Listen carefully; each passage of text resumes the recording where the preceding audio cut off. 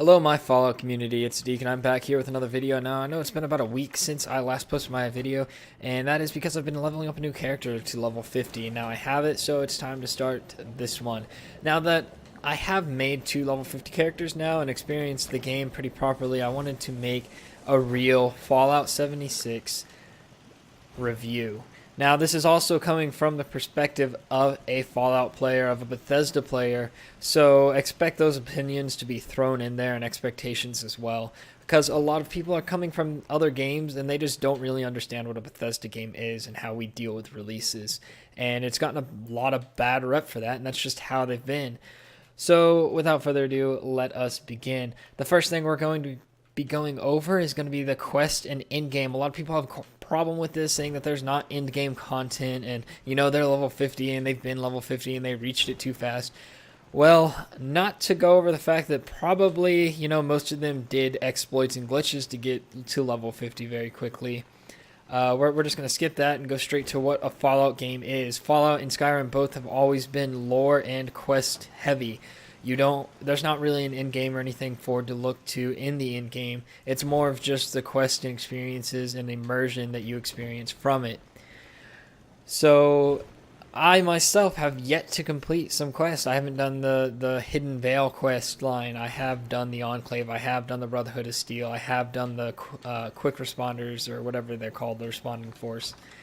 Something that a lot of people don't understand is that, in particular, it's more about questing and story and lore.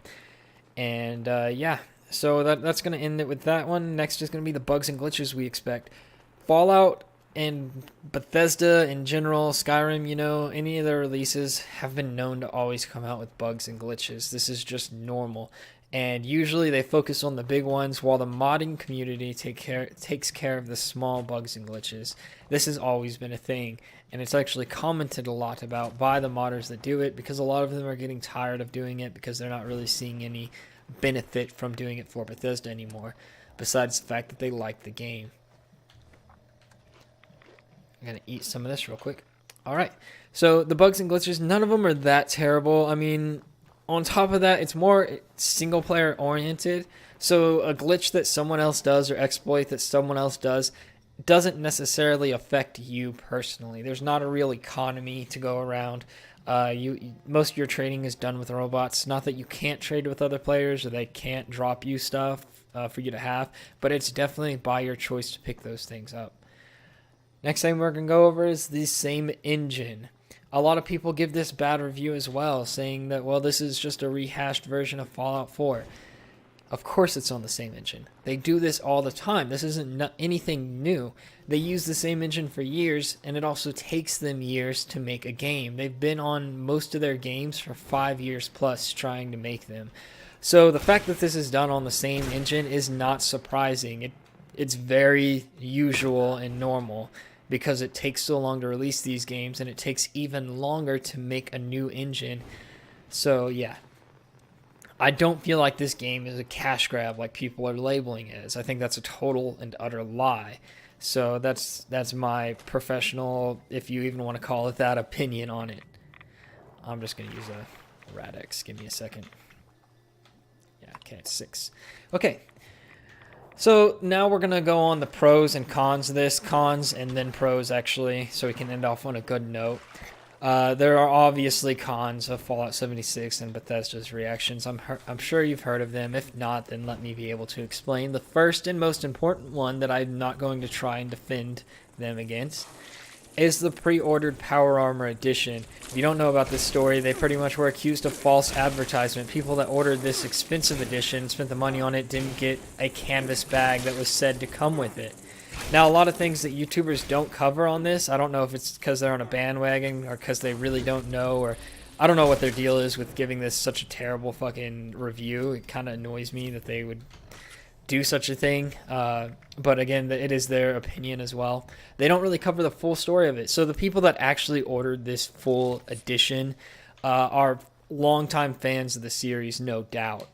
And for them, the person that posted about this even said the problem wasn't that they got the nylon bag. They didn't really need it. It wasn't really something they were planning to use anyways.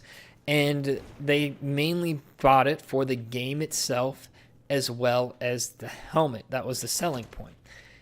They were mad at the responses that they were getting from Fallout 76's employees or contractors or whatever they were. And I mean, rightfully so. These responses were very vague, and some of them were just not PR savvy whatsoever. So, yeah, that has a lot to do with the bad rep that Fallout is getting and Bethesda is getting.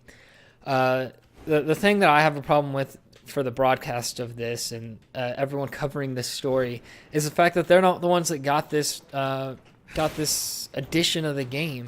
They're people that are just complaining about it. Maybe they're actually serious about it and it does make them mad. I'm not sure. I feel like some of them are just covering it to give out more bad rep and maybe just to jump on the bandwagon. So there's a lot of them that, again, I'll say they don't cover the full story, and that's very important, especially when, reviewing games or any items, is to cover a full story, not let anything really be left out.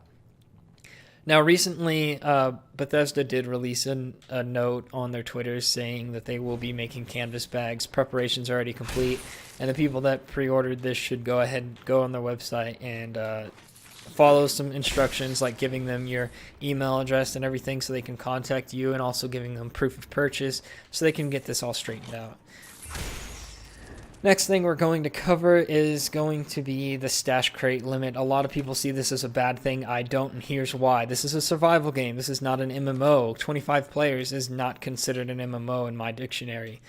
Another thing is this is not a first-person shooter. This is not a game where you just grab everything you think is shiny and keep it forever. That's not what this game is meant to do. People want to think that they, should carry around all this extra weight and should be able to do all this other stuff, and it's just, it's not what a survival game is about. You're not supposed to feel safe all the time. You're not supposed to feel like, oh yeah, I have that in my stash, let me go grab it. You're not supposed to have stuff at hand's reach like that. At least not too much stuff.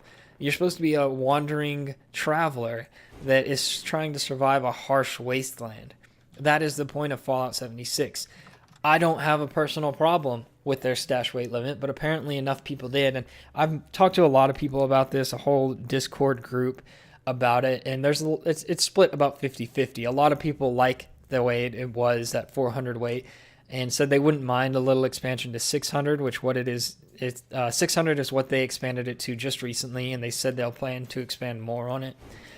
But we just feel like 600 is plenty, way more than enough. For example, you really just need to be able to control your inventory. Like in my case, I'm a melee build. I'm not going to be carrying around copper and lead. I'm not going to be carrying around 30 stacks of it. That doesn't make sense for me. I'll keep 10 bulk on average of each material and be fine. Glass, I'll keep like 5 bulk. There's no point to have 100 glass. It's just useless. It's so easy to find. You don't need to store it. Another thing is weapons. You should have weapons that you roll with and keep with you at all times and repair when they go bad. I keep 3 weapons with me, 2 melee just in case one of them breaks, and then my 3rd medium to long range weapon, so that if I can get a crit on them from being stealth, I'll go ahead and use that against them, and then when they come in, I'll hit them.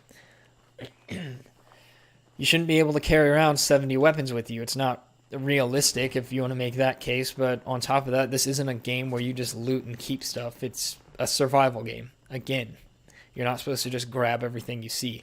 Not to say that there aren't multiple variations that are good for your build. It's just pretty much self-control. Now, I'm not going to say that I don't keep weapons in my stash. I keep a couple of them that I think may be good later on.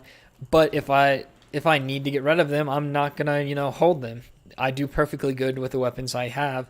And I just don't feel like I need to keep extra weapons for certain cases that I may or may not run into. Things like that are very important to think of. Next thing is people complaining this is an unstable game. Rightfully so. There are a lot of people that can't even connect to the games. It crashes every time, they log in. I don't have a high-end computer. I have a maybe $700, $800 budget computer, gaming PC if you want to call it that. So with that, I can run this game on Ultra and be pretty okay. I don't crash too much. The servers do go down every now and again, maybe once or twice a day. we will notice servers going down and we just randomly disconnect for it. Not to say that people can't cause it by themselves by like launching multiple nukes, so on and so forth. But on an average of just normal gameplay, it'll crash once or twice during our gameplay of a day. I haven't noticed it from like my own computer being a problem. I've noticed I get low frame rate sometimes in high populated areas. So like when I was doing the Scorchbeast Queen and so on and so forth, and I was also trying to record, I get low frame rate in Ultra. So what I do, I just turn it down to either medium or low, and I'll start recording and doing it that way. It doesn't look too terrible anyhow, so I really don't mind it. Next we're going to be going over is no NPCs. I think that there should be NPCs. It just feels too empty for it to be quest focused, you know. I've done the Enclave quest, I've done the Brotherhood of Steel quest again, and it's just, you know, I wish there was people to talk to, people to go out on missions with. They had more for you.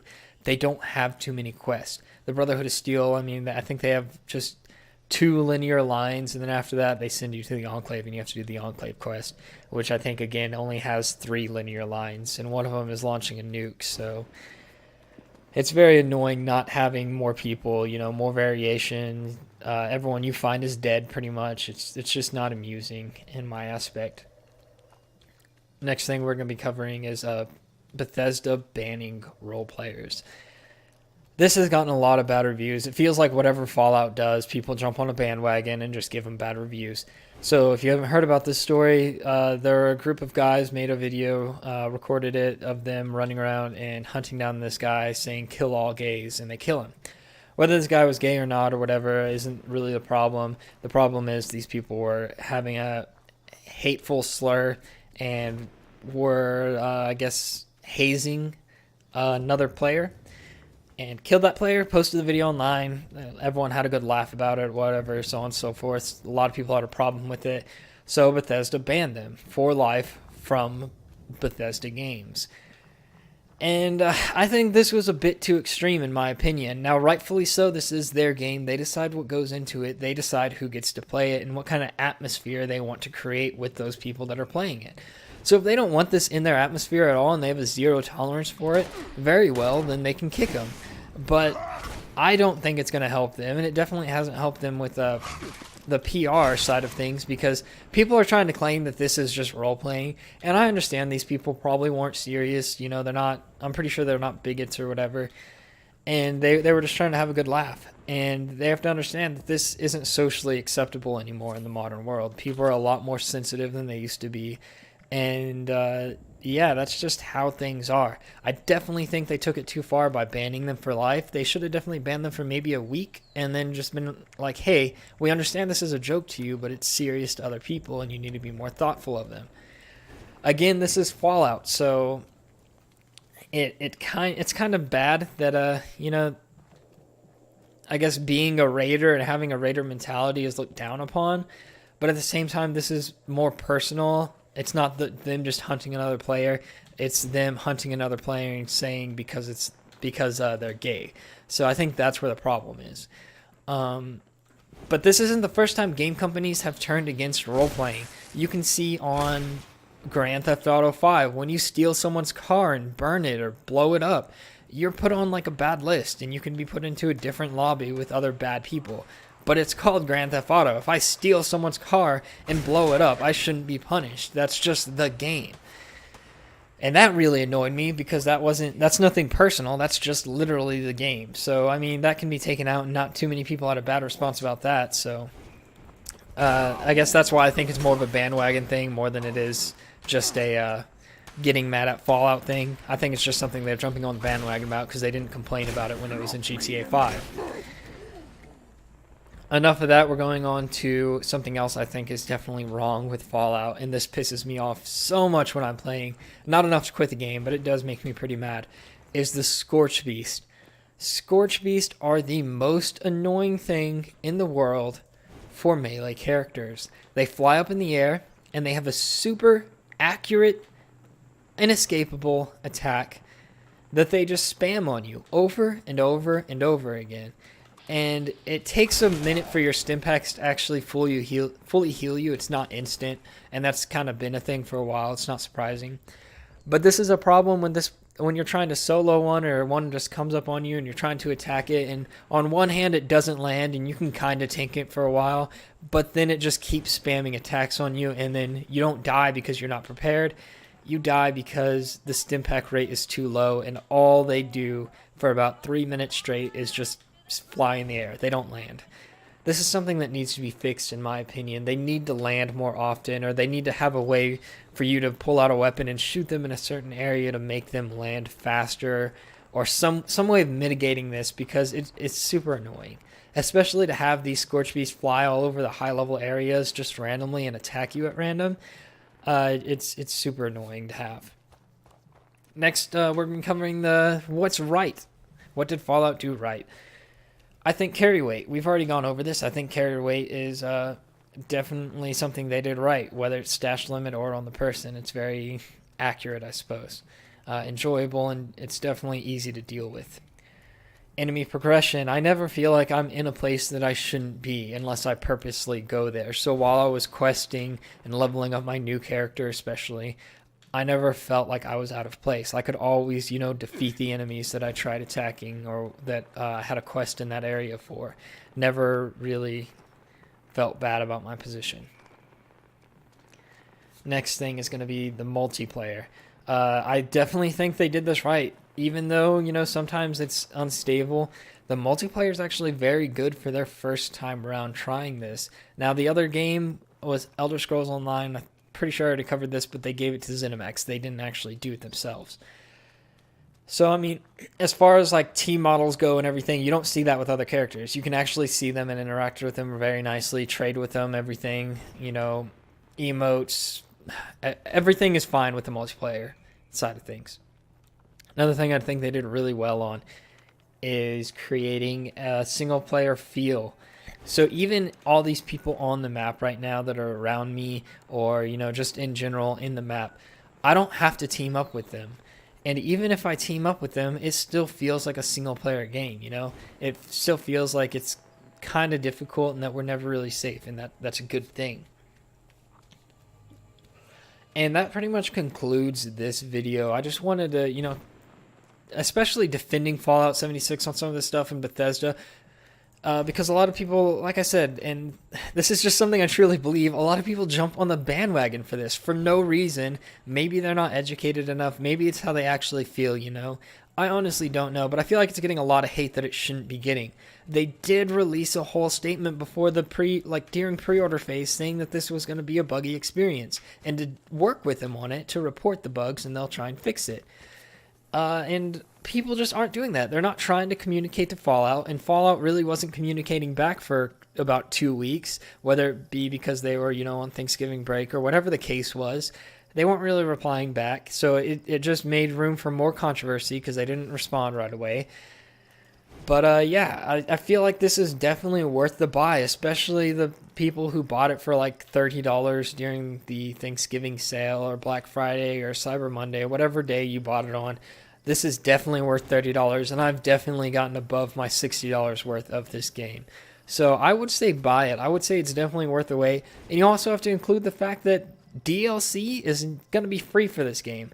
Now, I know what you're thinking. In ESO, DLC was quote-unquote free for Plus members, but they still paid for expansions. You still have to buy expansions, which is just downloadable content. Cough, cough. But, yeah.